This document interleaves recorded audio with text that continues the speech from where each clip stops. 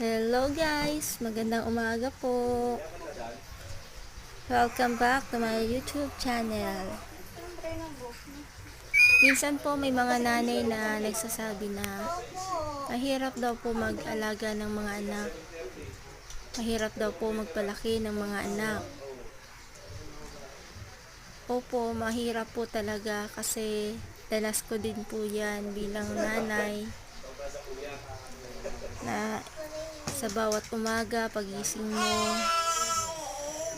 gigising ka ng maaga, gigising ka ng di mo alam yung gagawin mo, di mo alam kung ano ang uunahin mo.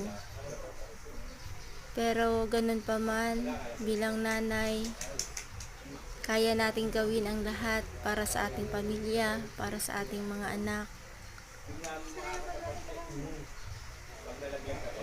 Mga mami, patuloy po nating mahalin ang ating mga anak, lalo na po pagka sila maliliit pa. Ipadama po natin sa kanila ang pagmamahal, pag-aalaga. Itanim po natin sa kanilang puso't isip ang ating pagmamahal. Kasi sila po ang ating kayamanan sa ating buhay. Sa paglaki po nila, madadala po nila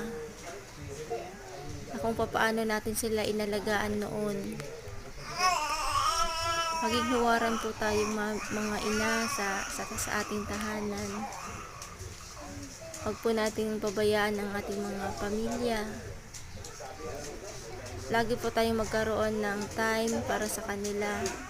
Time sa pakikipaglaro, pakikibanding sa kanila.